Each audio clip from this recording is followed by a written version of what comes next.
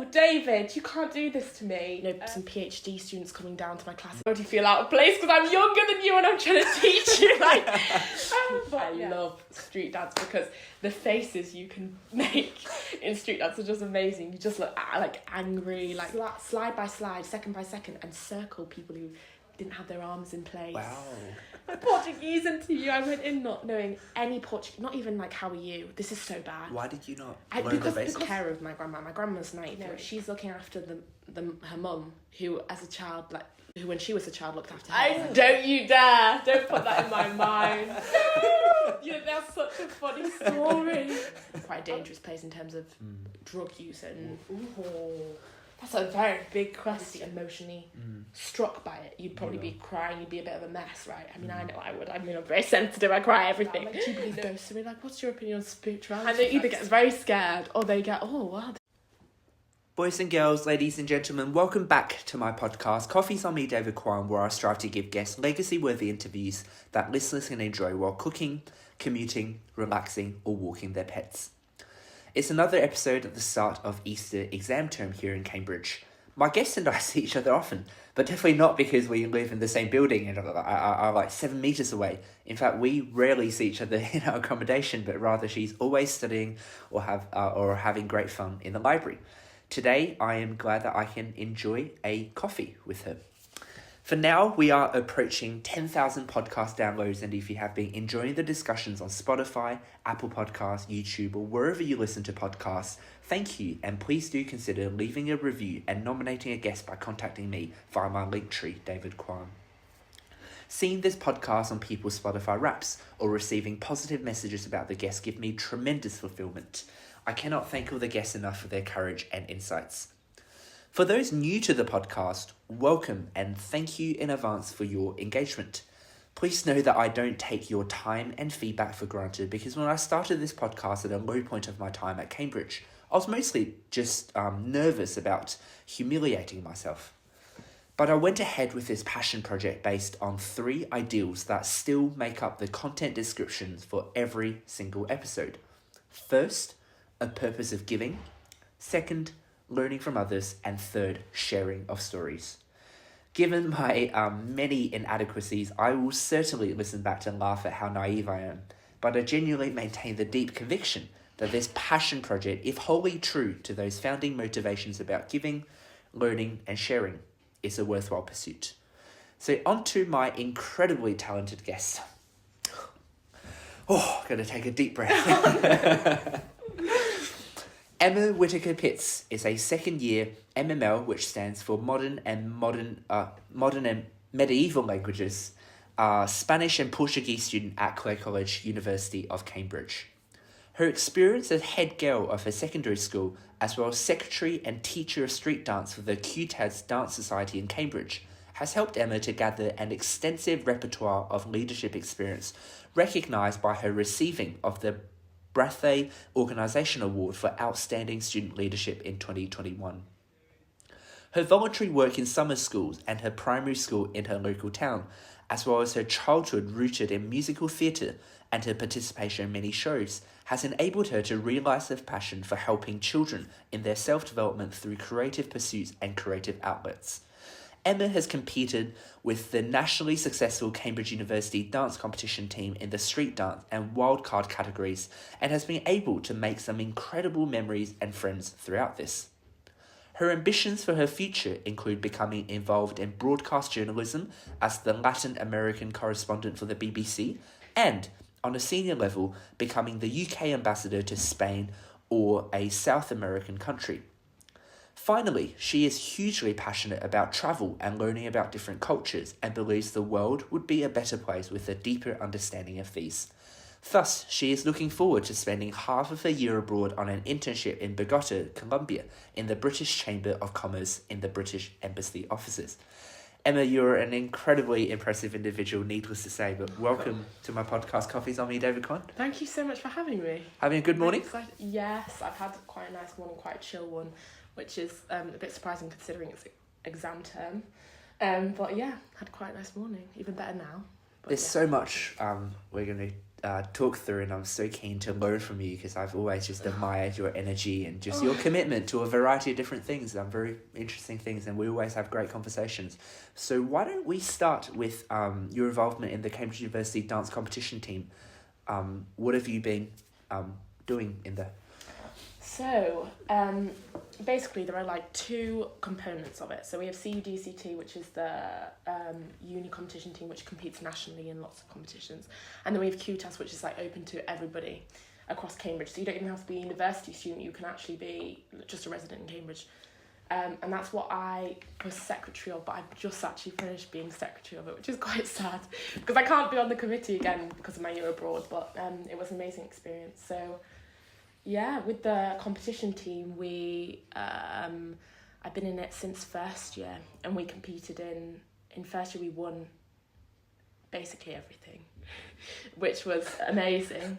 I don't know how we did that. We were all very, well, I do know how we did that, but we were all very surprised. It was amazing. And then in CUTAZZ, I've just been, I'm very lucky because I've got an amazing class with amazing students. I've been teaching beginner street dance. Which I got nominated for by one of the co-choreographers and co-captains of the street dance team. And yeah, so I've choreographed for the show, which we just had in February, which was a really great success. Yeah. So you were voted, I believe, and correct me if I'm wrong, you were voted best student choreographer. Yeah. So can you just like, for people like me who aren't as talented, just give me an overview of what that means and what exactly you had to do to help the beginners, for example.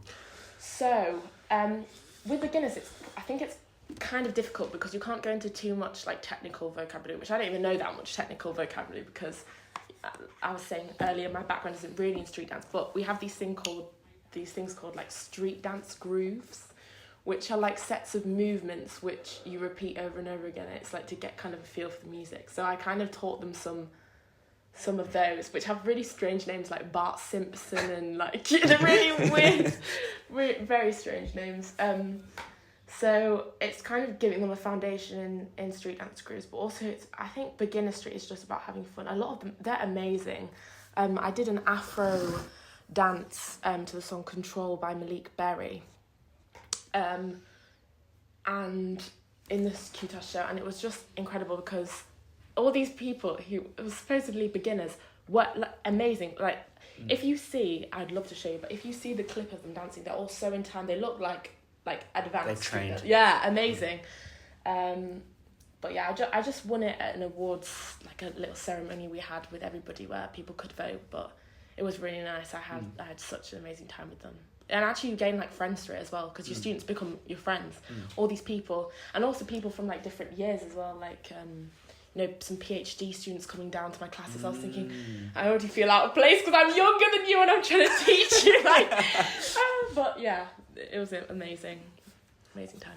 So for a show you're dancing with other people, yes. So you're simultaneously judged as the cohesiveness as a team, but also as an individual you're also judged on your performance. So is there just two categories of judging?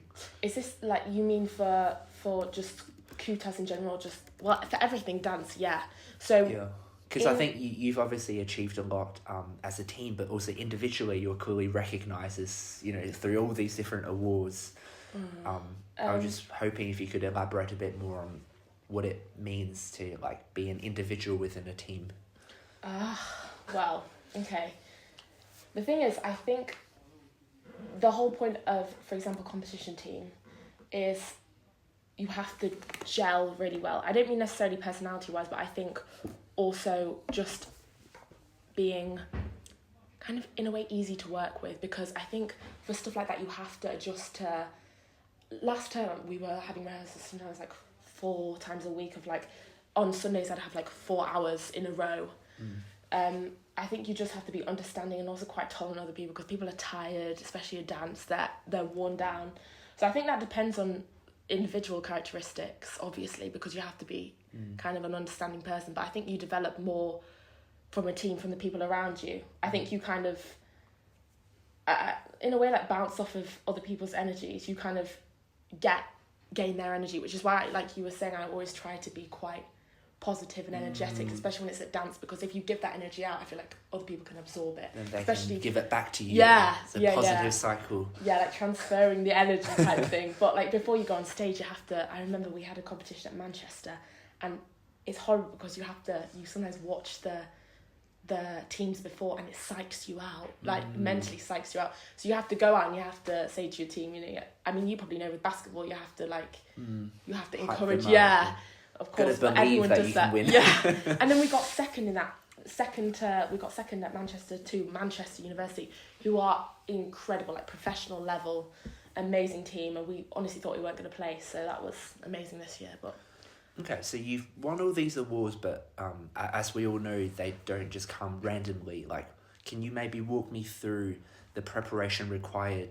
before a big competition like Varsity or one of these main shows at Manchester? Like, when does it start? Who selects, for example, the music, and how much do you rehearse? And just walk me through the entire process of leading up to that. It's a big process. Well, so we have auditions in the October, but it basically starts from the time that you get into the team. You find out that you're in the competition team, but so Varsity is the main one because the competitions usually come afterwards. I was in the street dance this year. I was in street dance and the wildcard category. So we'd have street normally has a few more than the other styles of dance. So like jazz and ballet, I think we have one extra rehearsal a week during on a weekday. But it's usually just a lot of street. There's a lot of like practicing, like I was saying, grooves and style, but it's not as technique based, I'd say, as like other things like ballet. I feel like it's the complete opposite of ballet. So there's just a lot of like building, I'd say slight technique, but also like performance, because you get in Varsity, you have the different categories. So you have like performance, technique, so you have to make sure there's a whole 25 points for each, I think, as well. So you have to make sure, and with street, I love street dance because the faces you can make in street dance are just amazing. You just look like angry, it's just very powerful, I think, street with the faces. Whereas like ballet, you have to look quite serene and relaxed. But yeah, and there's just a lot of preparation. So are you judged on the facial emotions? Yeah, like that's part of performance. I feel like obviously strength of movement is probably performance, but so for facial expression, what are you gonna ask me to do it? Like, no. What is like a good or appropriate facial expression? Is that in line with the style of the song and the dance, or is it just like, do you show focus and enthusiasm? I just don't really understand how you judge that. So it is in line with probably the because even though street is the style, there's like particular styles within street. There's like sub-styles, if you know what I mean. So depending on the music, you can kind of get the vibe of what's going on. So like face. So we had quite a forceful one. I'm kind of trying to do it without recreating the face. But it's kind of, I call it like a stank face, which is like, it's like your mouth like downturns and it looks, and yeah, but sometimes you just have to look kind of, we're going to do the rest of this interview like this. Oh, yeah. But there's like kind of like a smirk, I think. Street normally is just like a confidence thing, so you just have to look like confident in face. Smirking, kind of like, not superior, but kind of like, oh yeah, I'm doing this, I'm dancing, like that type of thing. But is there room for creativity then? Because if you got this song, and typically it should be in this style, but if you want to stand out, maybe your team will want to do something quite different. And 100%. Could that be like a risk taking of what facial expression your team adopts? Yeah, I think street is has the most creative freedom, because I think there are so many different varieties of ways that people can dance in street.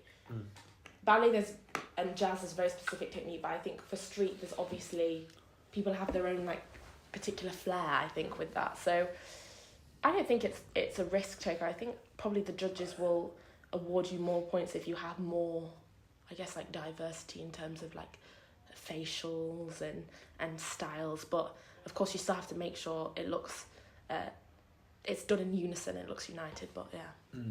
So you start quite early, and then you keep rehearsing. How long before the competition does all the bits and pieces pretty much come together? It's normally kind of stressful, I'm not gonna lie. There's a bit of panic, but there's always panic, I think, before a competition. But I'd say normally in a good scenario, I'd say that it would come together 4 weeks. We normally within the 5th-6th week of term of Michaelmas, we had all the choreo learned for street. And then it's just refining. It's refining. We say like cleaning it, and so you'll break it down and you'll do specific angles of arms that you have to remember. I mean, the teachers are just amazing. Like the co-captains would do Google Slides, and we'd have conditioning classes as well. I forgot to mention that on a Tuesday we'd have with everybody from the comp team. We do conditioning, so like stamina work and press ups, all that type of stuff, ab work. Which you can tell I probably don't like that much, but I'm trying to get better at. And they'd record the dances, and the co-captains would go through it like slide by slide, second by second, and circle people who didn't have their arms in place. Wow. So they could correct everything's just recorded from rehearsal. Yeah. You need to see the little angle. Yeah, but especially in street, like angles of arms, it has to be very particular, but yeah, so a lot of work. So as part of this like preparation process, what are some things that you really enjoy, and what are some things that perhaps you kind of dread? Oh, dread. That's quite big. I think what I enjoy most, I think what other people would probably agree with me, is that seeing it come together at the end. I think the process, all the hard work coming together, and also having the certain components also come together. So like I was saying, working on performance as well as the technique, because I feel like when you don't know something, you haven't drilled it as much in your head, you can't actually perform it to the best of your ability. So I'd probably say at the end, seeing it all come together. But I think I wouldn't say the long hours is something I dread, but I think sometimes, especially when you've got 4 back-to-back, there's obviously a little break in between. You sometimes are just trying to plough through, especially when, it would be like 5 to 9 and I'd be thinking, oh, I've got this supervision work due on a Monday, something. But I mean, there's nothing really you dread in competition. But once you finish the competition, you look back and it's all worth it, and you actually make some good friends through it, right? Oh, amazing. Some of my best friends come from dance. So I think once you go through that together, like you almost like, in the trenches together, like that sense of camaraderie, and I definitely get that with basketball. Yeah.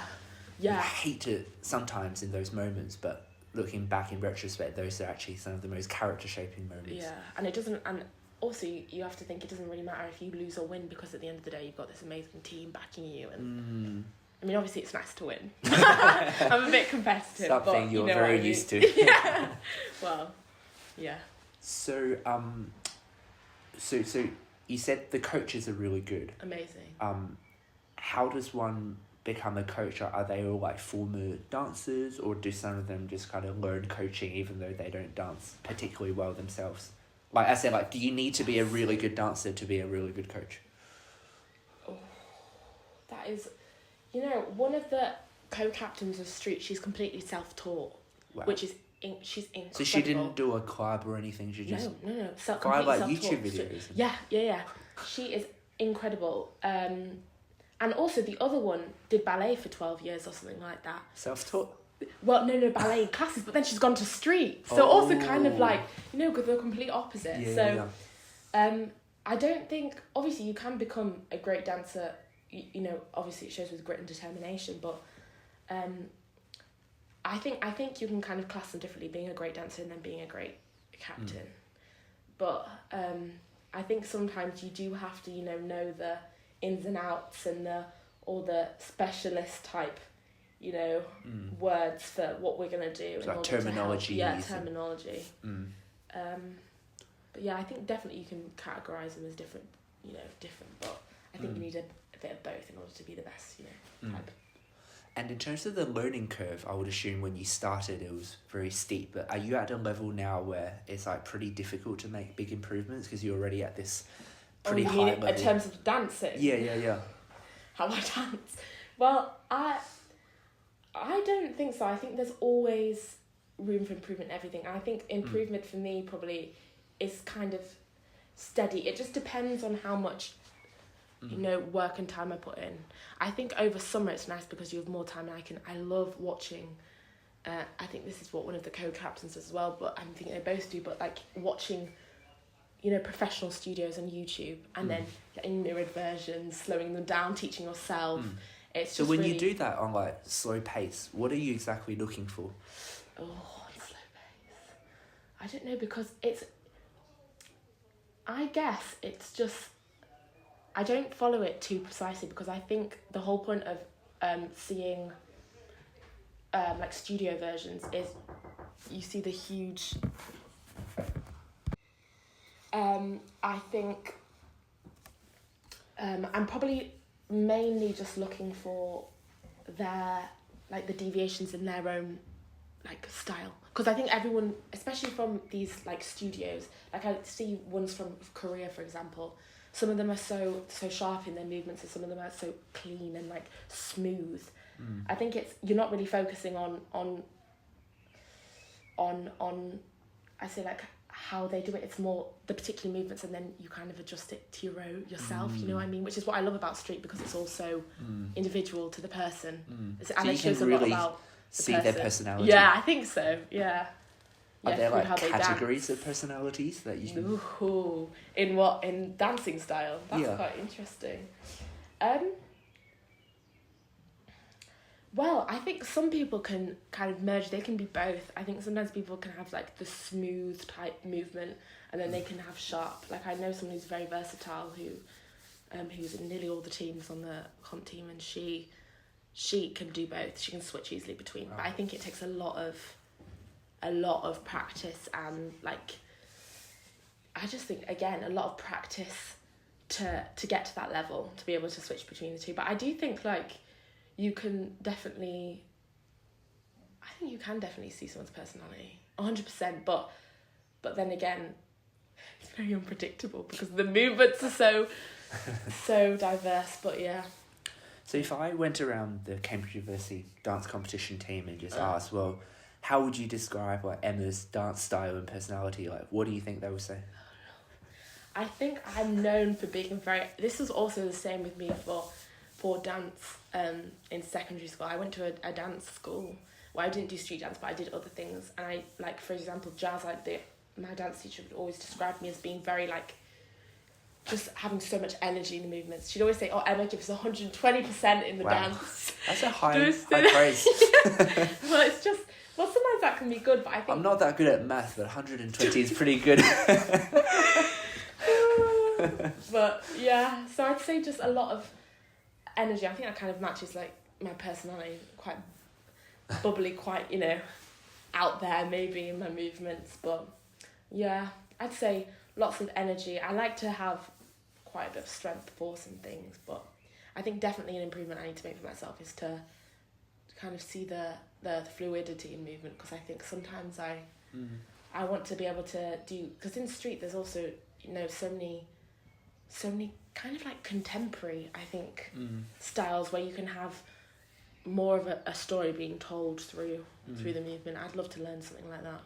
What do you think is the difference between like a very good dancer and a great dancer? Like, I'm sure there's like a fine line that's something that just really separates the elite from the incredibly good.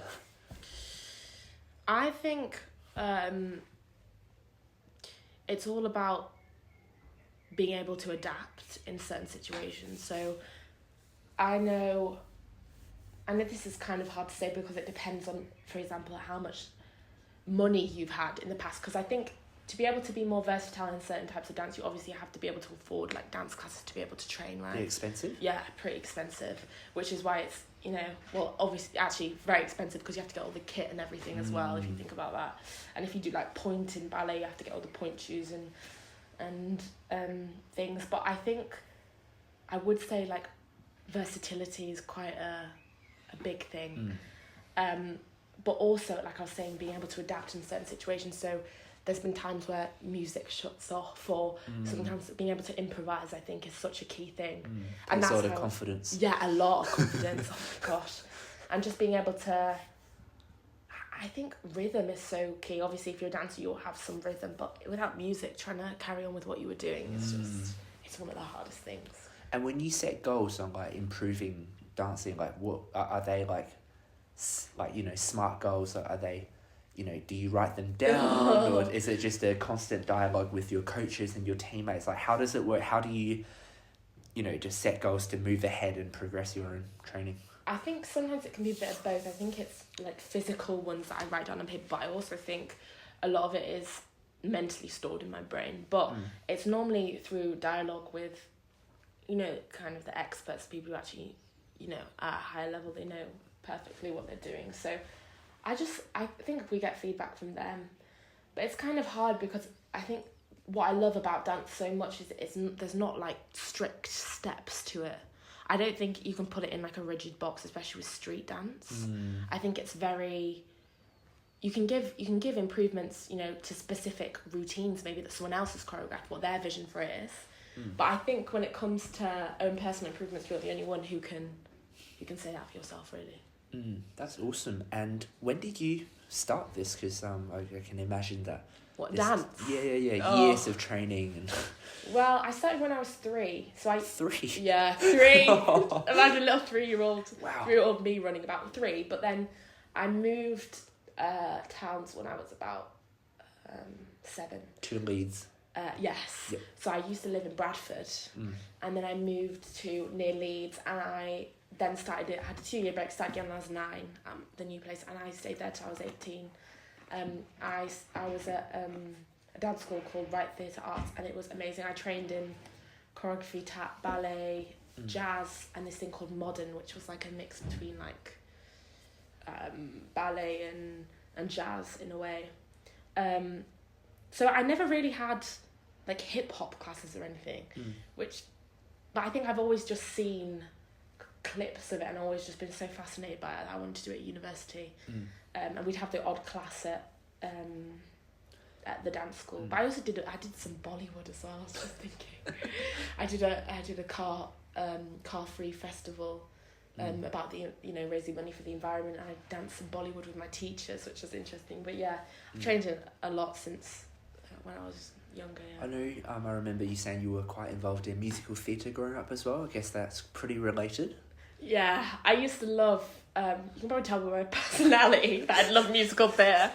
I tried natural acting at one point, and I think they were always very much like, Emma, you can try natural acting, but I don't think I'll ever succeed at it because I'm wanting to just express so many emotions at the same time. But yeah, I used to do a lot of pantomimes with the local theatre group. And I was in Aladdin, they had this character called Slave of the Ring. And I got that role, and it was like a principal role. I was very lucky, but I had a start, and I'd always go, hiya, and I'd come on with this flash of smoke in this. It was like it was amazing. I used to love it. Did lots of musicals. Did Starlight Express musical on roller skates. Just got a few standing ovations. Yes. Oh, Starlight Express was incredible. Starlight Express, I had to learn to skate in 3 months. I got the skates. I auditioned late for it. Got the skates. Learnt to dance on them. We had to do dances, and then I got one of the main roles as a hip hopper, they call them, and I got it because this poor woman broke her leg. This is what I mean. She was dancing in the rehearsal. She broke her leg on the roller skates, and she couldn't be in the show. So then they moved people around, and they wanted me to be this main character, and I had to do this whole dance and sing with 2 other people because it was 3 of us around this skating thing in this place that they transformed on roller skates when I couldn't know how to do it like 2 months before. But it was amazing. That was one of the highlights of like my whole doing musical theatre as a kid. So for musical theatre, is that like an in the school thing, or did you like sign up to like clubs outside and? So I think a lot of things in my life happen by chance. I was just thinking about this because I did a lot of musical theatre just because I was sitting in a cafe with my parents opposite where the local theatre place is, and And you just thought, let's try it? And there were auditions going on, and when my friend happened to walk past just by chance and was like, I've just auditioned for the group below that I went for. And you just walked in? And I walked in 20 minutes late to the audition, and they were like, oh, come on in. I hadn't even signed up. They just gave me a number and put me in, and I got, that was my first pantomime, and I got into a senior group that I was not in the age range for. It was like one above. Wow. So I was supposed to be in like inters, I think it was. I got in junior chorus, I got in one with people older than me. I was so scared, but yeah, I feel like a lot of stuff happens by chance. It's just amazing how it works out. Sounds like you're like very proactive and open to trying out new things. 100%, yeah. Always been like that? I don't want to have any regrets. I think a lot of people are the same. I don't want to look back and be like, oh, I wish I could have done that. Because I feel like, especially as a child, when, I think when you get to university and you get past the stage of secondary school, people get a lot more, or I mean, at least in the later stages of secondary school, people get quite self-conscious of themselves. But I feel like me as a 12-year-old kid, when I went for audition, I was like, who cares what people think? Like, we just go in. Yeah. You know what I mean? Quite a confident child.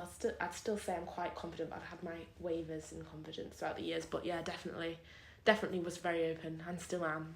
So when you teach beginners now, how do you, as a very confident, experienced dancer and teacher, help other people to gain this sense of identity and confidence?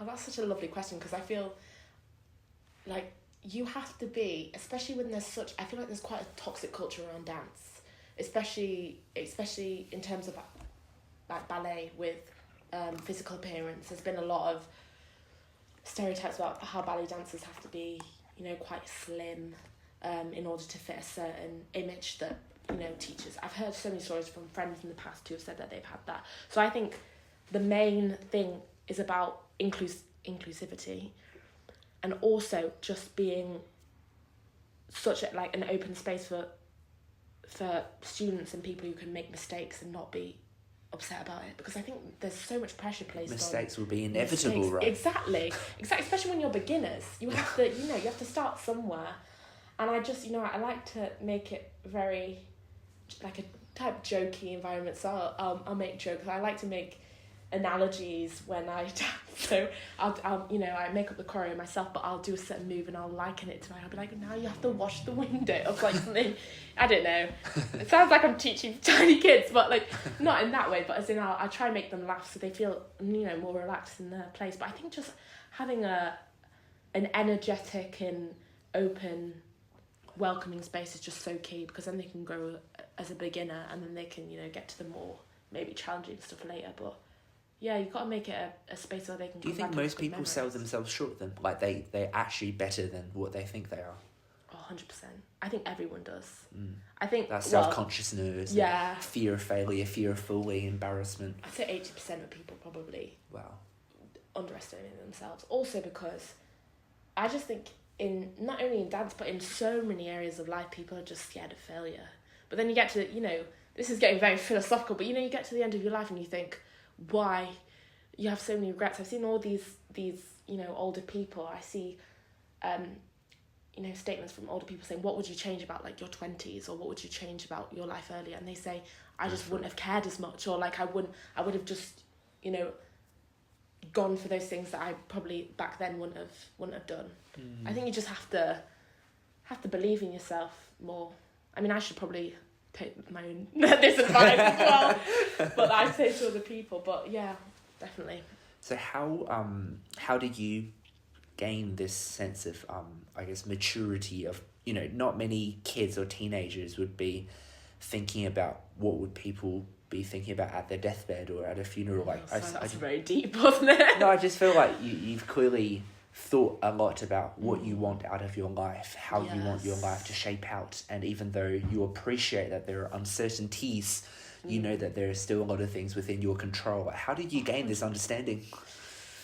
Well, I just think through trying different things. I mean, for example, for Cambridge, I was not going to apply. Really? No, I was not going to apply because the only reason my dad, this is so funny, my dad's going to be listening to this and he's going to be like, haha, I told you so, but he basically was like, it would start as a joke, not as a joke, but in maybe year 12, I decided very late on, I decided like you know, the deadline's October. I think I decided summer before that. But my dad started as a joke, being like, oh, Cambridge, because after my GCSEs, I realised that, oh, maybe I'm slightly clever. I didn't know. I was like, I'm actually okay at academic things. So you were one of the 80% of the people who just didn't. Well, before, I don't know. But yeah, GCSEs came along, and then my parents were like, oh, maybe she's...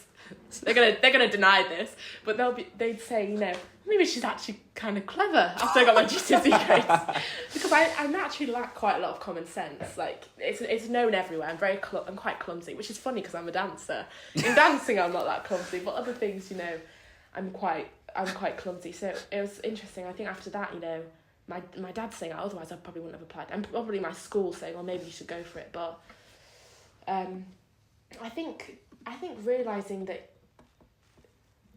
I think also just personal experience, you realise that you should just go for stuff. I mean, it's quite depressing, but you see all these things happening in the world around, you know, like all these like disasters and things, and all these people are in unfortunate situations, and you just think, if you have the resources and the like possibility of being able to go for stuff like that, why would you not just do it?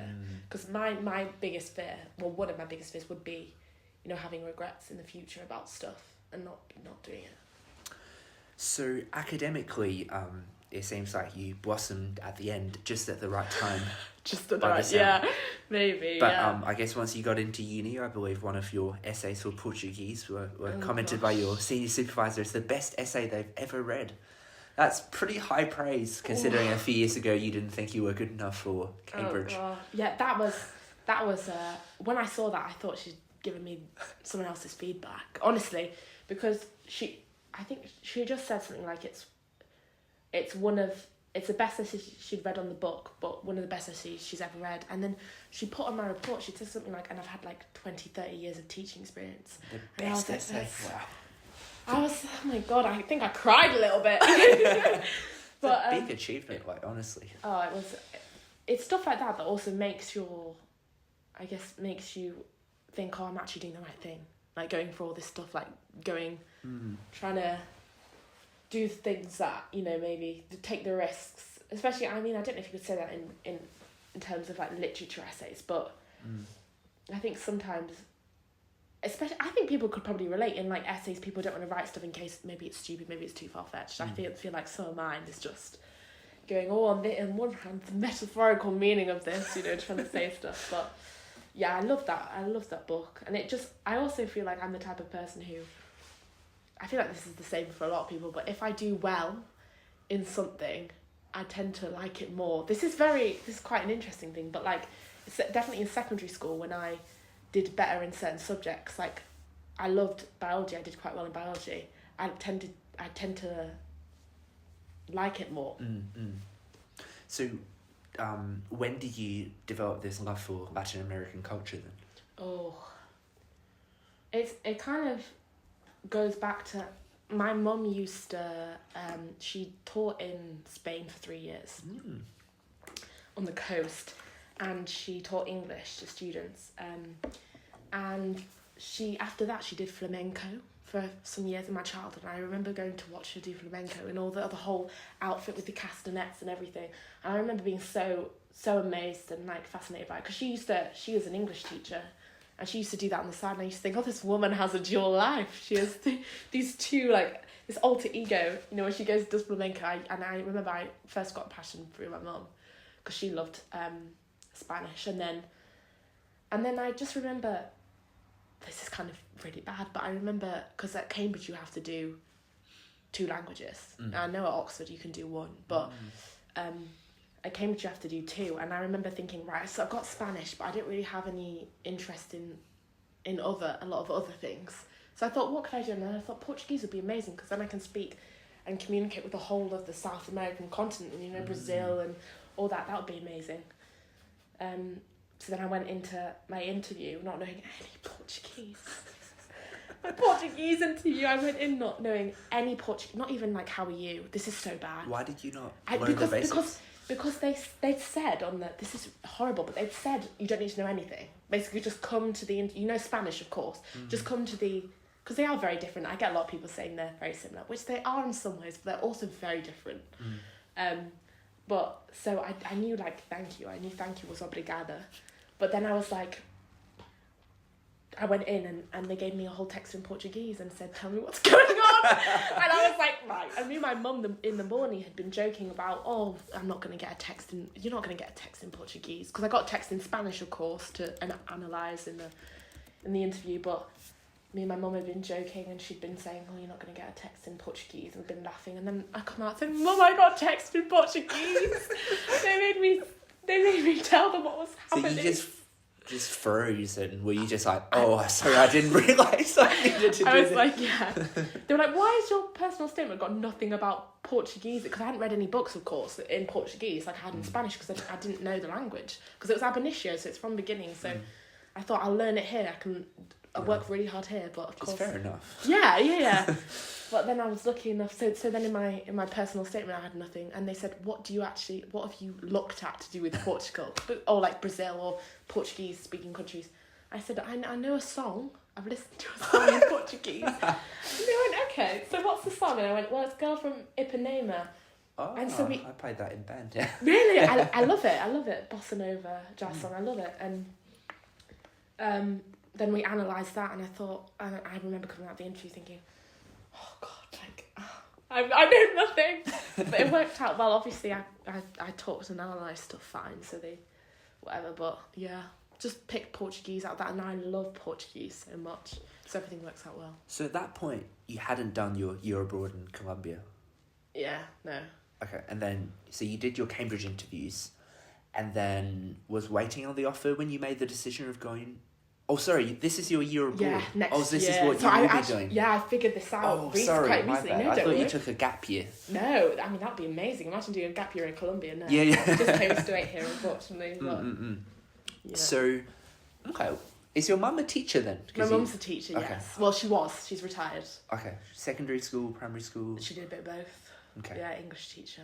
That's awesome. I mean, I study education. I love education. I love teaching. So good on her for that. Has she always been a teacher?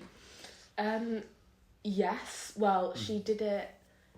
I think she was like a lot of people. She came out of university, didn't really know what she wanted to do. She thought teaching.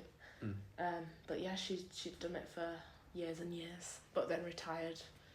When we were in the secondary school, so she could look after my grandma and us and balance all these things. Very selfless mother. Yeah. That's awesome. And what were some of the values that you really appreciate about her? In my mum? Oh, so many. She's just very... She's like the carer of my grandma. My grandma's 93. So I always find this interesting, because I always comment on this, but I feel like it's so interesting how, you know, she's looking after her mum, who as a child, who when she was a child looked after her. It's like a whole circular process. Life, yeah. It's beautiful. It is beautiful, especially when, you know, you don't get many people, I think, nowadays who actually look after their mothers at an old age. She lives near us. She goes up, you know, once a day, more than one, like a few times a day. Wow. Takes time out of a day and looks after her. I feel like a lot of people nowadays... Really respect that. Yeah. Like the Chinese culture is very much about this family unit, which I find... And respecting the elders, exactly. This is what I mean. Because like they've given you the start to life, right? They've literally given you life. Exactly. And they've made you the person you are today. And you can never repay that, like no amount of... Yeah. Exactly. And I feel like a lot of people nowadays, they put people in homes, care homes now. Which is, it's really quite sad, because I feel like people wither away when they get in care homes. But yeah, I just respect her so much in selflessness. She's so caring, she's so kind, and she's also she's like my best friend. I can talk to her about anything. Wow, that's extraordinary. That's so lovely to hear. I feel really touched. So growing up, you kind of saw through her example of, you know, teaching, educating, sacrificing, and also caring about family. So that would have had the duality of the mother figure. I think it's just so interesting, because I remember it's crazy, because I remember going in to a day at work with her and seeing what she was like as a teacher, and you just can't believe that's your mum, because she's so you know what I mean? Because she's obviously, she's not like strict, but well, actually she was kind of strict. She was just very professional. It's just like I see this hilarious woman at home, and now, you know, it was just so weird. I was like, why am I here? But yeah, it's amazing. It's just amazing how people can, you know, she switches so effortlessly from, you know, the mother I know to being someone's professional. And it was, respected her more after that. Did you consider teaching? Is that where you got perhaps your coaching motivations? That's very interesting. I think I like the idea of teaching. However, I do think that I'd want to maybe either do it on the side or devote myself to something else and then maybe at the end do teaching. But I think... When you're 93. I'm 93. Online teaching on Zoom because I'm a 93-year-old. That's funny. But yeah, I've always... But if you don't do teaching now, you might regret it. Don't you dare! Don't put that in my mind.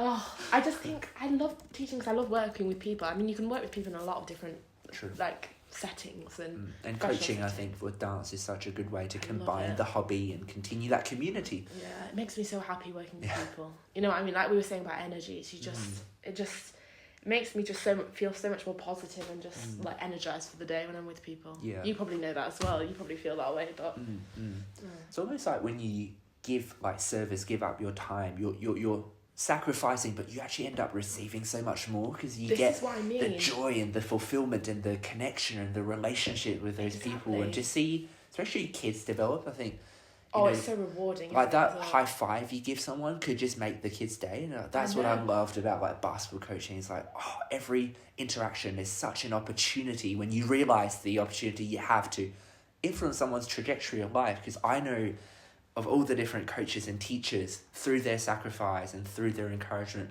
had just given me that little bit of confidence. And as you said, sometimes you just need that little bit of a push or a bit of luck to get there. Yeah, also I think you don't... This is what I say for everything, but I don't think you know what people are going through. They could have come from the worst day of their life to seeing a your dance smile. Class. Yeah, you'd be like hello, and they could be feeling so down. You don't know what people are going through, especially at Cambridge when there's so much pressure on studying and all sorts of things. So it's nice to give them some type of relief from the everyday pressures. Yeah, and I definitely found I think we also resonate. Both of us were basically student leaders of our school. You were head girl. Yeah. So were you like? Yeah, basically. Wow. Not the head girl. Were you head girl? I just never made that. I don't know why. Not that title. Not because it's an old boys' school or something. That makes a lot of sense. But yeah, I think for me, when I reflect on leadership, it's never about the badges you can get or the speeches that you make. It's more the acts of kindness, picking up the rubbish or supporting a kid, giving them a high five, the relationships that you forward through those seemingly small interactions, but again, in retrospect, they're not small at all. Yeah. What would you say are your leadership values or qualities that you have really tried to hone in that have led you to being appointed and voted head girl? I know this is quite a cliche thing to say, but I think resilience, because if you are the point of reference for a lot of people, I think if you're head girl or if you're going for something like a leadership position, you are a role model, right, for everybody else. So if you, in terms of, your reactions to everything are kind of monitored, I guess, in a certain way. Your reactions to things are studied closely by the people around you because they look up to you in terms of how they should respond to certain things. If there's a problem with school or for example, Ofsted, or somebody comes in and they're struggling financially or other things, you need to still stay strong, I think. So I think strength and resilience are really key things. But I also think, communicational things, because you're saying, it's all about... I think it's interesting that you say about a high five, because that really shows leveling with someone, because I think it's very easy for people who are leaders of things and head girl, head boy, to feel a type of superiority over people, which I think you really need to completely disregard, because I think if you go through life, especially at that starting point, thinking, if you're at the start of your life, you're head boy, head girl, and you think, I am at a superior level, which maybe on a pastoral type thing, you maybe are. I think leaders should be there to serve. Actually, it's more of a reverse way. You should actually put yourself lower so that you humble yourself. That gives them the momentum that they need in order to succeed, right? And that's something I think for me as well, where I think at the end of the year, for the farewell assembly, I got given a farewell book. It was one of the most meaningful gifts I ever got. 186 pages of handwritten notes from all the students, and I didn't know about that on my farewell day. Wow. And what struck me, and amazing. it still guides me to this day, is when I read those messages, almost like not one of them mentioned like, oh, you're so good at basketball, or any of these like achievements or academics or whatever. They all mentioned like the smaller things, like, oh, that high five you gave me, or that time when you sat with me at lunch to read a book. Struggling or something. Yeah. Or it's like when you wished me a happy birthday, that email you sent me, and all that kind of stuff. And it's just like, that's when it really just, I think I already knew at that point that those little interactions, like, you know, kneeling down to read with someone, or like, oh, I actually love when I give high fives, like with boys. You got to put your hand just a little bit taller than what they can reach so that they jump and they love it. But it's like, it just consolidated how like people do remember the small things, and it is actually the smallest things that they remember the most. Yeah.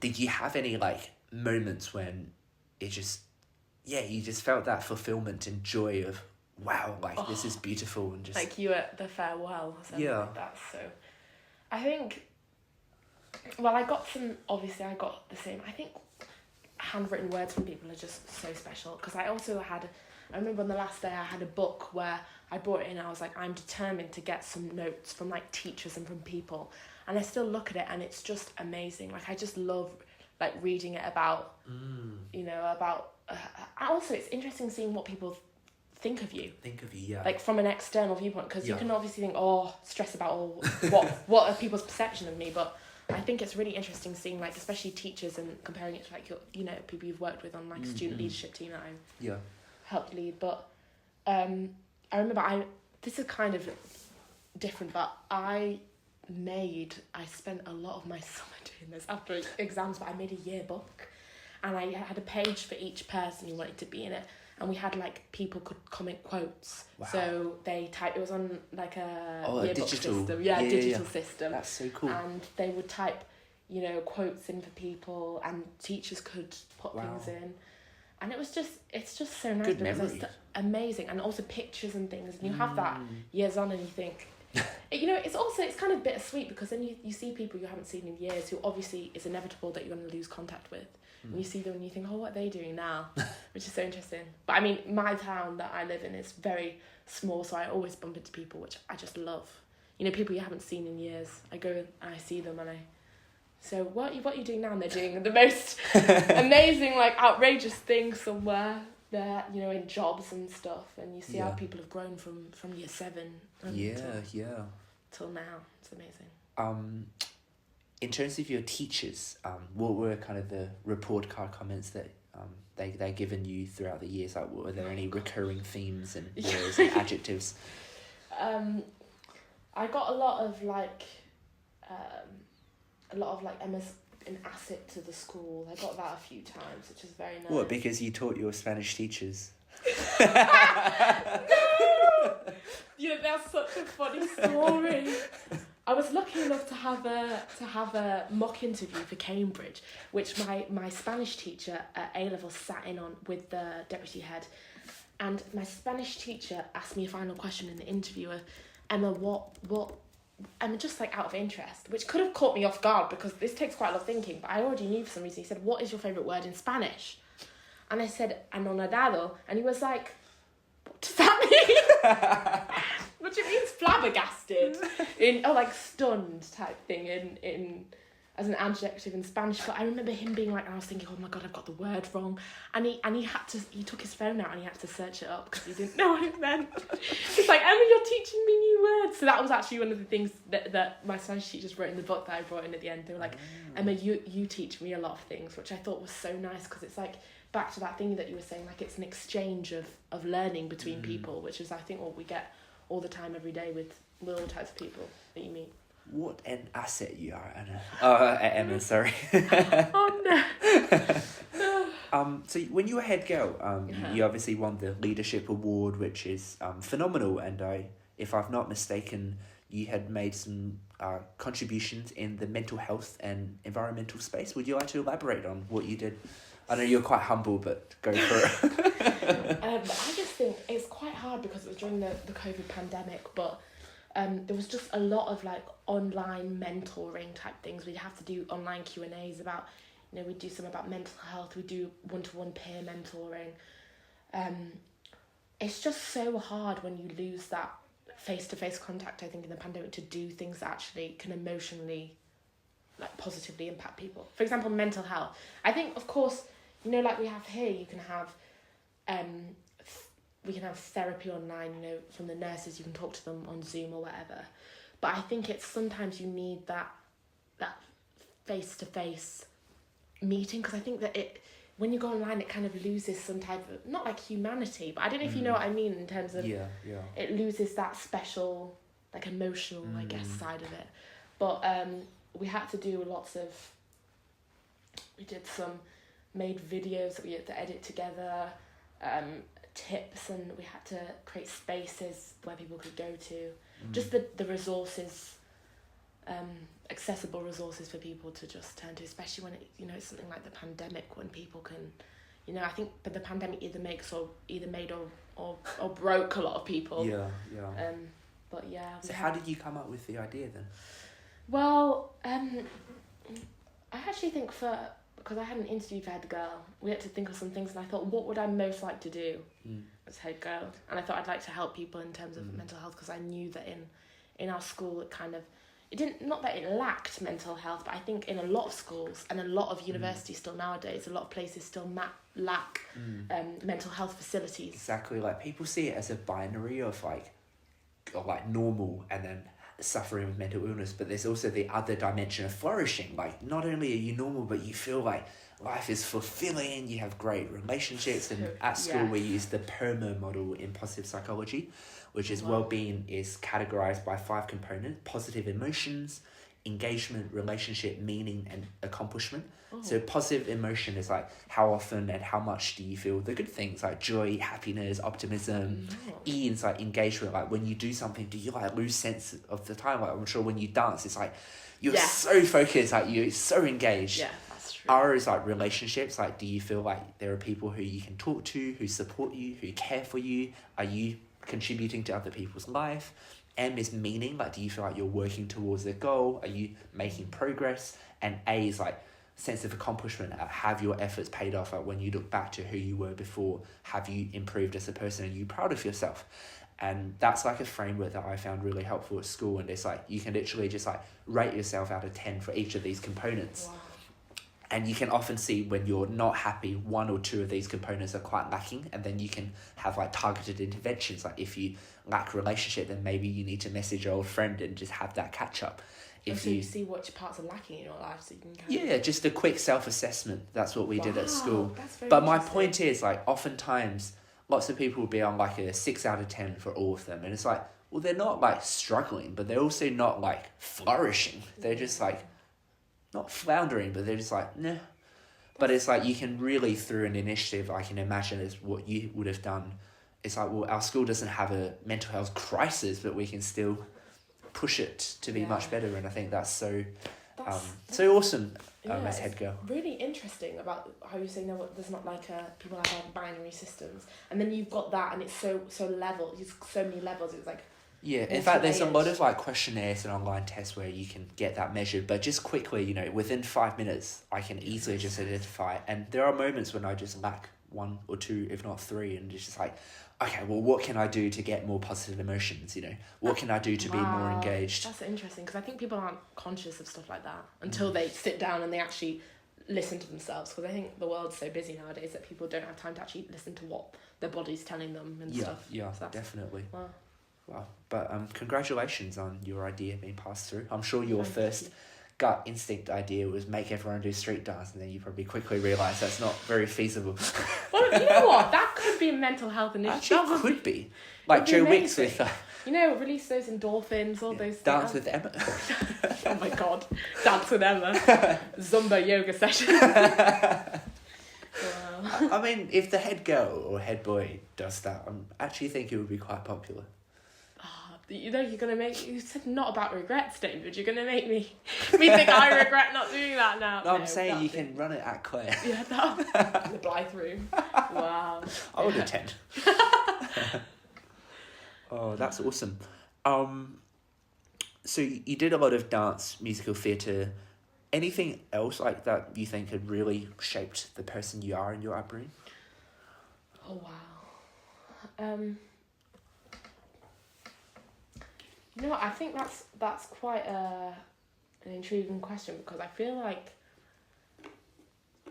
when you say the person you are, it's quite hard to know like a determined point when you can pinpoint the person you are. You know what I mean? Like, I feel like I still, not that I'm going through an identity crisis or anything, but I still feel like you don't really ever know the person you are until you have like that light bulb moment where you're like, I feel fulfilled, and like, now not that I don't the feel ambassador. I'm the ambassador now. I know who I am. But I think I just have lived, to be quite honest, quite a privileged life in terms of I've been very fortunate to have an amazing, encouraging family, and just great opportunities through academic opportunities through secondary school and stuff. I mean, for example, we're talking about me knowing the person I am. I wanted to do biology at university, which is so rogue, because now I'm here and I'm doing humanities. I mean, my friends say this all the time, because I always use this as evidence. I always go, did you know I did biology at A-level? Because they'll, like, my STEM friends will be doing a question, and I'll try, you know, maybe answer it, get a bit too big for my boots, and I'll say something, and they go, do you know I did biology at A-level? But it's just crazy how things can completely take a turn, because I went to biology, then I wanted to do history, and then I decided MML. But I was really interested in looking at like cancer mechanisms. I mean, I did work experience in a cancer therapeutics place in Bradford University Cancer Therapeutics lab. Why did you want to do that? I think I loved biology a lot. The only thing that I think turned me off was working in a lab. You need to be with people. Yes. I mean, you feeding work with off people, that but it energy. feels very isolated, you know what I mean? Yeah. But it's that type of thing. That freedom, I think. Exactly, which you could say that freedom... A bit of spontaneity, perhaps? Yes, 100%. I still think it's... You know, I said to Ryan the other day, I said, do you think I can do a PhD in biology? I don't think that's possible. But, and you can do that in Portuguese and Spanish. Spanish and Portuguese, biology. Yeah, you should have just studied biology in Spain or Portugal. Would have got both. God, combining all of it all together, yeah. Yeah, I find it so interesting, like, because I did it a couple of years ago in the cancer lab, but it's just also interesting about, you know, developments and like the commercialization of like different drugs and things like that. So, I mean, I don't know why. Sometimes I think, oh, should I have done that? But I'm pretty sure and happy with my choice of MML. With no regrets. No regrets. That's great. So for it to be no regret, you also need to plan ahead, and I believe next year you are actually going on the year abroad Colombia, working for the British Embassy, British Chamber of Commerce on year abroad. Do you want to tell us about, or tell me about how you've reached that decision to spend your year abroad doing that? And so I think what was at the forefront of my mind was that year abroad is kind of an opportunity to gain like a newfound independence, I guess. So I think, not that I wanted to get as far away as possible, but I knew that I wanted to do work, because obviously I've been, like everybody else, you've been spending your whole life studying in secondary school and now in university. A lot of people, they're going off and they're studying in a university in a different country, which I guess is quite liberating in the way that obviously it's in a new language, it's new courses and new, you know, you can do like majors and minors in those universities. But I think I just wanted to get some work experience, so that's how I decided that. But I don't know how I decided Colombia, because Colombia is a bit of a, when I say Colombia to people, I get quite mixed responses, you know, because of course it's got that reputation for being quite a dangerous place in terms of drug use and like the availability and manufacturing of drugs. But I think that's a bit of a, in my opinion, that's quite an old-fashioned viewpoint. It's almost like you wouldn't visit America because of guns. Exactly. Yeah, that's so true. Also, I was watching a documentary, and I think at some point Peru was actually the biggest manufacturer of cocaine, and people don't even think about that. You know, you think of Peru and you don't think about other things like, you know, in terms of drugs, but it's always focused on Colombia, I guess. But anyway, so I thought about Colombia because this opportunity became available, and I thought, wow, this sounds amazing. Especially when it's something in like the British Chamber of Commerce, in the offices of the British Embassy. I thought that would be amazing, especially considering like my future goal would be, you know, in an ideal world, becoming like an ambassador to Argentina or a country in South America. When did you get that ambition? Because this is great. I love it. It's a very specific ambition, isn't it? No, it's awesome. I think because it's, yeah, that role, you obviously have a sense of public service and of community, of representing, of diplomacy, of just intercultural exchange and mutual understanding, finding common ground. I think it's just an all-round amazing role. I also think it opens up so many opportunities, because I think if you're representing the interests of, you know, a nation or a country in like a foreign and domestic sphere, I think you also are opening up to like helping out with like humanitarian issues and things like that. You have so many gateways that you can open yourself up to. I think if you have that much, again, it's quite, you know, if you have that standing and position, you can, I think, force through quite a lot of social change and improvement, which I think would be amazing. I you know what, I don't know how it came about, because first of all I wanted to be correspondent to Latin American correspondent for the BBC, because I always wanted to do broadcast journalism, because I feel like that's a very that fits with my musical theatre background, you know, very like quite a confident position. But then I thought, you know, I think what opens up so many like possibilities for like helping quite a lot of people. I think if you're an ambassador, you're connecting two countries, especially if you're like UK ambassador to, for example, Argentina, you're connecting the two and trying to foster, you know, social and economic change for both, which is what this Chamber of Commerce is basically doing. It like promotes and fosters like bilateral trade agreements and economic development between Colombia and the UK, which I already thought was amazing, because then you know, you're looking, I just love how it's simultaneously looking at two countries at the same time. You're not just focusing on your own, you're focusing on helping, you know, bring two cultures together, like fusing two cultures and all the things that, you know, the components within the cultures as well, which I thought was amazing. But I was so surprised, because when I had the interview, it was all in Spanish. I mean, I don't know why I was surprised it was all in Spanish, but all the, you know, I had to do everything in like the cover letter. I did it partly in English, and then I had to do it. So then I came on and I talked to the like chief executive, and I was like, in Spanish. He was saying, what do you think we stand for? And I was in Spanish trying to explain, but obviously it went okay because I got the position. But yeah, I just think it would be amazing, especially considering my goals in the future. Would hopefully be a good springboard for the future. So for someone like me, you know, I was born in China, then moved to Australia when I was 5, and then coming to the UK for uni, having that two different cultures and different places, you know, everywhere I go, I notice just how different people live, and the assumptions that they have, the worldviews that they have differ.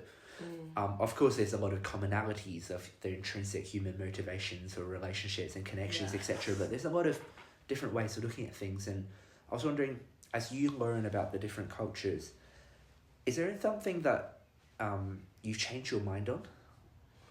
Changed my mind on in terms of... It could be a specific thing. It could be an overall attitude of how you approach life. Like what? Ooh, that's a very big question. That's interesting. What with my experience of like interactions with different cultures? Yeah, like, is there any like deeply held belief that you are so confident that, you know, you're right, and then by learning and interacting with other people or reading about other culture, you're like, maybe I need to reconsider my stance and position? I just think not that I had this kind of belief before, or established belief, but I think when I feel like Cambridge is a bubble, and I feel like the local town that I live in was kind of like a bubble. I feel like you can't really experience different economic levels or different experiences that people have. But I feel like, for example, when I go to Colombia, there's these like old quarters and there's new quarters, and you have like so much poverty, I guess, surrounding you in like places. Like, for example, I'm going to Brazil in the summer, and there's obviously like slums, they call them like favelas, like shantytown type things that are there. And I think I know I haven't gone there to experience it just yet, but I think once you actually, I'm kind of anticipating a change in belief here, because I don't actually know if I will have this change in belief, but I can totally see myself when having a personal personal involvement and personal interaction with I guess like these levels of like poverty that maybe I haven't ever encountered before. Because you can read about it all you want, but until you really see it and experience it. Yeah, because this is again kind of, it's related, but it's a bit different. But like in the media and newspaper, people become very desensitized to things.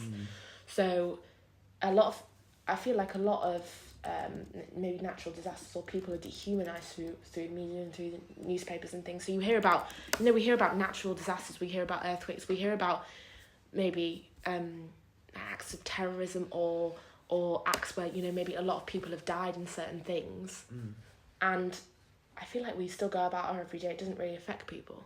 Whereas if you were there, you'd be obviously emotionally struck by it. You'd probably be crying. You'd be a bit of a mess, right? I mean, I know I would. I mean, I'm very sensitive. I cry everything, knowing me. But I'd be there, and I'd be, I just think I definitely think that will change my whole outlook on life when I go to somewhere that is just completely. And you want that at this age, I think. Yeah, out of this bubble. Yeah, exactly. Yeah. I'm just excited to have that new, go somewhere and rely on myself for once, because I feel like. Here, you always rely. Officially become an adult. Because I feel like you can say, they mark all these times of like childhood. They say, oh, you're a teenager from 13 to maybe like 17. But you're not really. But how do you know? Yeah, they don't know what you're feeling inside. I feel like you can only identify when you actually know you become an adult. There might be a 25-year-old who doesn't act like an adult. They're like categorized as an adult, like by society, like and labels that society puts on them. But how do we actually? Once you become one, you can coach other people to become adults. Adult babies. I'm like, you need to move out. You need to experience the world. A beginner's adults class. How to become an adult. Ooh, how to mature. God. Oh, that's wonderful. No, it's so exciting, and I'm sure. Would you consider like keeping like a diary entry or something? So I think it's always precious to capture our thoughts and. I was already thinking about a scrapbook, but I think a diary entry would be even better, because scrapbook I feel like just captures moments in time, right? So like pictures and stuff and things. But I think a diary entry is so much more continuous. So you can, like you were saying, capture like specific moments and feelings.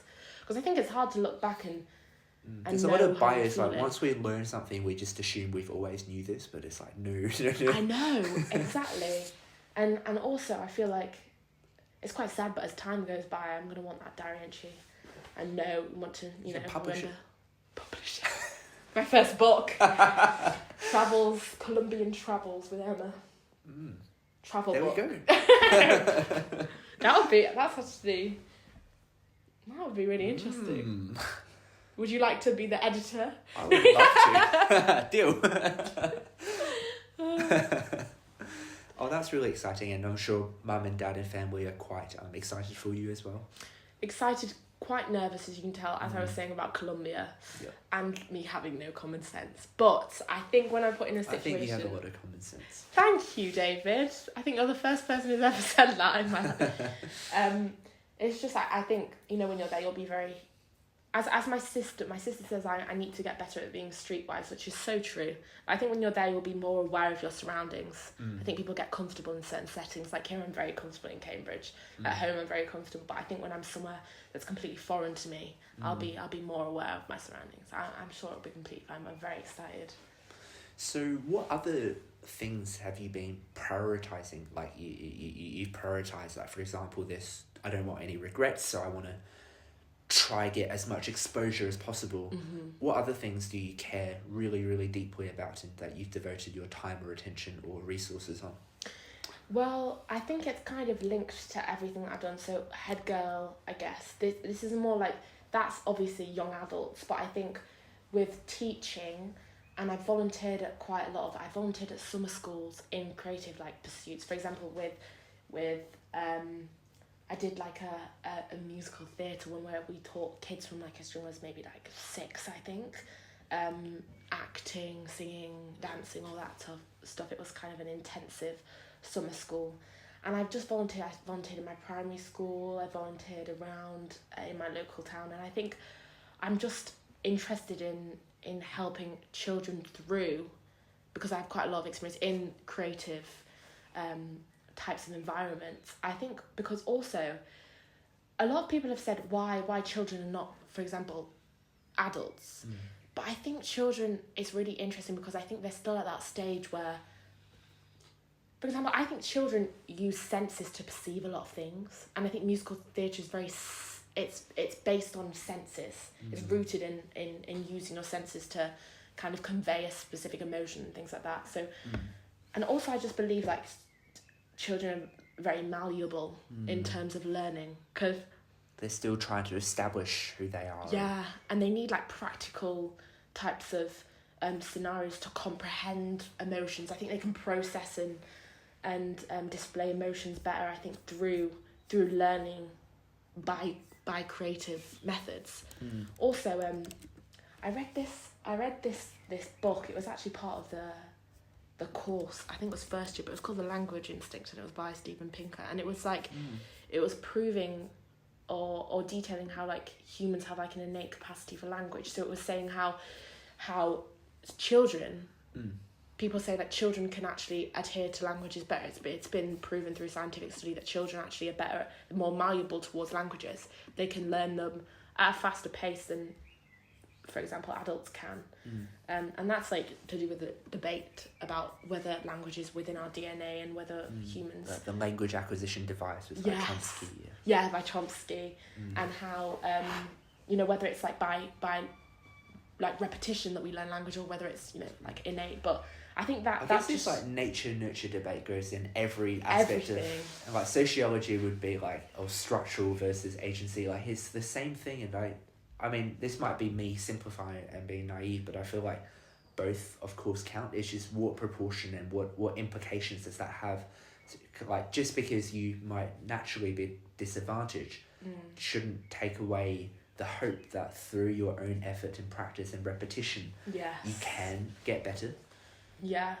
But I don't know what you think about all of that after all your studies. Oh, well, I'm really interested in linguistics. We do linguistics and stuff as part of the degree, but I think it's always going to be a mix of things, because I think when you think about, I think partly it's within us to be able to like if we take language for example, I think it's within us to be able to if you think about grammar, people always think that it's something that we have to learn. Like I learn like grammar for example, Spanish. I'm still learning. I think sometimes like people say, like children from when they're younger, they have without any grammatical mistakes been able to converse like in English in some ways, which is interesting when they haven't been taught, have a device to teach them, like whether that be through parental guidance, exactly, things like that. But I just think it's really interesting, because I don't know if they've come to a conclusion about that, but I think everything in life needs a combination of factors in order for you to succeed. So I think nature nurture debate is so complex. But yeah, very interesting. So, as we were saying, the purpose of this, hopefully, to give you a legacy-worthy interview that you can look back on in 10, 20 years' time. I've got a few to wrap up, but is there anything else that you feel like is really, really meaningful for you that you just want to keep in this recording? Oh wow. Do you think you mean like a memory or just anything that I can memory that you think is worthy enough to be kept in here? Oh gosh. No regrets. Oh, I just think I've just loved it. I just love everything. I'm just a person who loves everything. Like here at Cambridge, I think that's probably just my biggest memory, something that I'd want to keep here. But I mean, I'm a person who likes to enjoy things, I think, to the full, likes to immerse myself in everything fully. But yeah, I think we've discussed pretty much everything, David. I feel like I've just regurgitated my whole life story in this recording. That's so lovely. I loved it. Thank you. Well, I know you were very nervous before this. I was, but as soon as you started talking, I think I felt very relaxed immediately. Well, in that case, I'm gonna go through maybe a round of like rapid fire questions.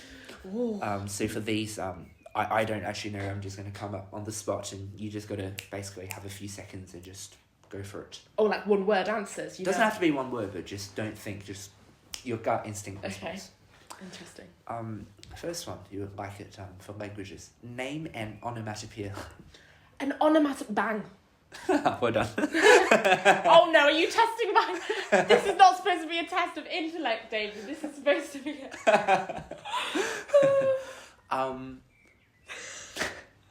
If you had to buy a friend who's interested in what you study, what book would you buy him or her?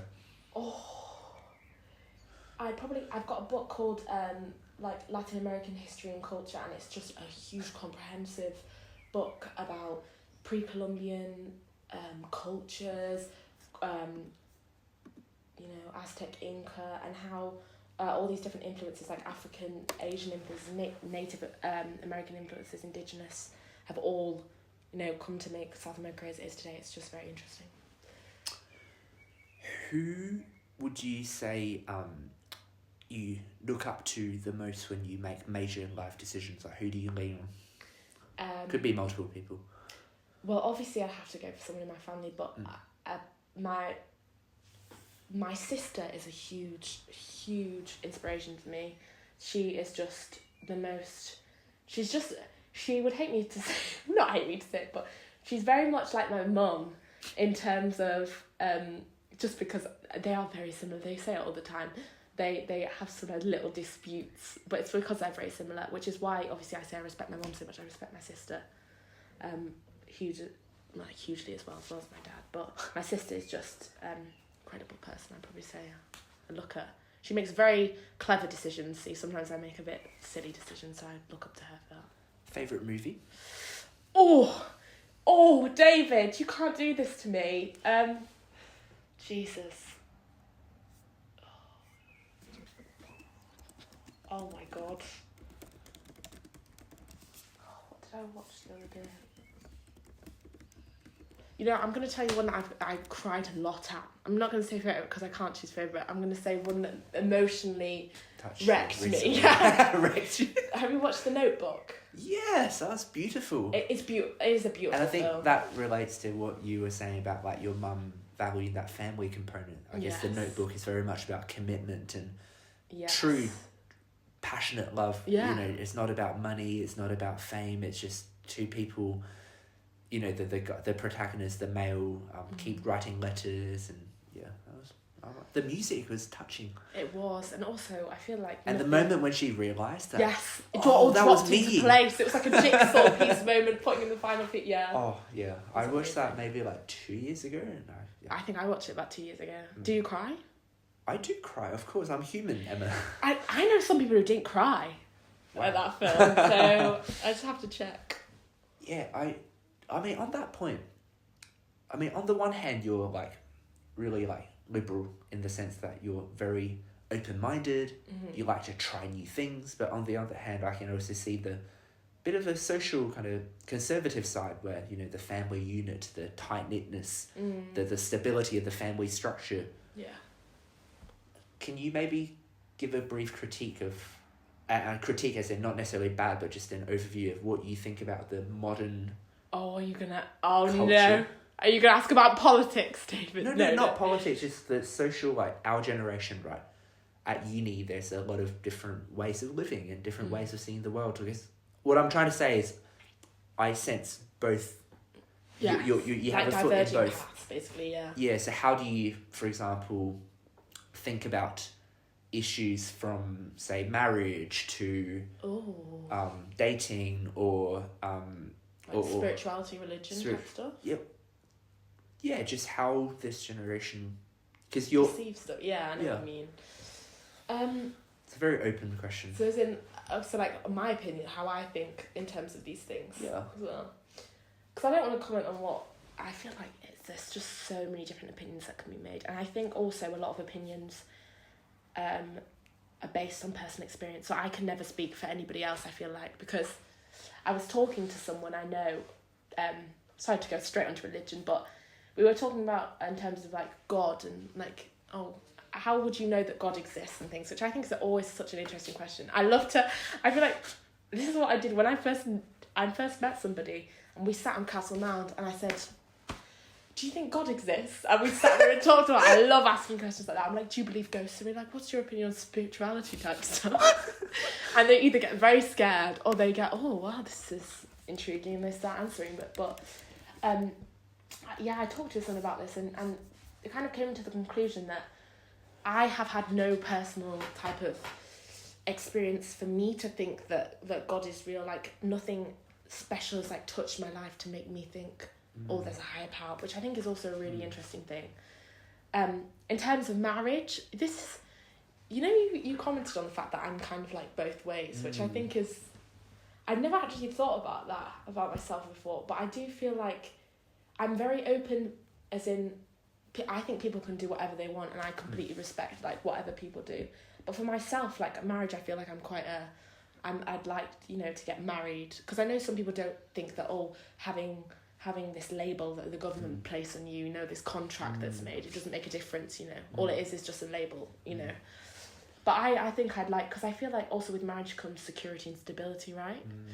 Which is quite an interesting point, and I think that's what I think about in my head. I think marriage is like it might be a label, but for me it's that stability debate, right? So you've got this person who you kind of can trust. Yeah, can trust. They have an obligation. Yeah, exactly. And not that you're bound to each other, but in some ways, they say like, till death do us part. It's like you are, but it's that type of emotional binding type thing. But I'm definitely a marriage woman. I also think, I'd like, not like the nuclear family type model. I think I'd like children. I've always said I'd like children, but I actually was also talking to a friend about this, and I feel like from my childhood I'd always thought, I need to have, this is just kind of a point I thought about, but I think as a child I always thought, I'm going to have children. Like it wasn't I might, it's a choice. Obvious. Yeah, it was like an obvious thing, which I think is a very, very, not that it was, drilled into me as a child, because my family never did that. They didn't say, you're going to be a mother. It was never like that. But I think just seeing my mum and stuff and seeing other people, I think I always thought, I'm going to have children, but I never thought, really, this is like a personal choice of my own that I can, because I know a lot of people nowadays, they focus on their career rather than children. I know a lot of women, they get to the age, because of this whole like biological clock thing, they get to the point where they have focused on their career and their success so much that they, perhaps don't want children, or some people say it's too late. But yeah, I think I'm a type of person who would want children. But that's it depends how my career goes, I guess. Yeah, I guess home life and career aren't always like mutually exclusive, and they can be complementary. Yeah. And especially in your case, you probably realise that lots of children means that you can have a dance team all by yourself. 10 children. The family dance YouTube team. channel. So you could actually help your career. But that is very true, though. They can go together very well. I think I'm thinking of the upper, not the upper end, but those jobs like I'm thinking of CEO type, where people have a lot of time that's absorbed into their work, and they, because I would want to, if I would have children, I'd want to have a lot of time spent on them. I wouldn't want to, send them off. I know it depends, because some people want to send them off and have it, maybe to a nanny and stuff. I completely understand that. But you want to. I'd want, because makes a lot of sense. Especially the initial years, more obviously. malleable, right? No, more malleable, that's what it is. But yeah, no, I think you, especially initial years, but obviously I'd want to spend all years with them, but you would want to, spend that till they're 93. And then they'll be looking after me, won't they? Oh, that's brilliant. No, I think these are big questions that we at this age got to think about, and it's really quite daunting, isn't it? A little bit. Also quite exciting, I think. Yeah. Second to last, then, I think you're an incredibly grateful person. I think you notice a lot of different things, and you do have a lot of common sense. So don't sell yourself short. Thanks, David. How many languages can you speak quite well? Oh, don't say this to me. So I can speak Spanish, Portuguese, and I did a Chinese Mandarin course. Well, but if you talk to me in Chinese, don't talk to me because I won't be able to say anything back. It'll be like that Portuguese interview. Yes, I've got trauma from that. I can't look at that again. All right. Well, in the languages that you're capable enough, could you maybe give some thanks to the people who have helped you? And I don't know how you want to divvy up the people in the respective language, but just think about who have helped you, perhaps is relevant in those languages, like Portuguese, for example, some of your supervisors, English, your family. But just for the sake of the recording, can you just give some words of thanks in each of those languages? Okay. To my family and my... Anyone who you think, You want to start with Portuguese? Or I was Spanish? going to start with Spanish. Okay, start with Spanish. Daría mis agradecimientos a mis profesores en mi escuela secundaria y también a mi familia, particularmente a mi madre, mi hermana y mi padre. Y obrigada, I'm going to go to Portuguese now. Y obrigada para mi familia, you can see they're very similar. Obrigada para mi familia y también a minha familia y también a meus profesores. Sí. In English? I just said, well, first of all, I said I would say my thank yous to my teachers in my secondary school and my family, particularly my mum, dad, my sister, and particularmente gracias a David Quan. Gracias por tu tiempo. Thanks for your time. Well, that's nice. Well, you're not off the hook just yet. One last one. What's one message, quote, or saying you wish every educator, leader, coach would promote and every kid would internalize? So thinking about all the things that you've gone through the ups and downs with dance, striving for Oxbridge at quite a late stage, thinking about planning your year abroad, wanting to, become an ambassador. When you tie all of these things together, condense your life philosophy and at the end. What's that one thing? What would I say? What do you want every kid to know? I feel like basically what we talked about, it's just that one thing does not mean, one failure or one mistake does not mean the end of everything. I feel like you always have to look forward and just believe in yourself, because otherwise you'll never know what your full potential is or what you can achieve if you don't. I thoroughly enjoyed this interview. It was such a good conversation. Thank you. I've had a great time. I've loved it. It's been amazing. Thank you. I'll see you around then. Yes, you will. Yeah, definitely.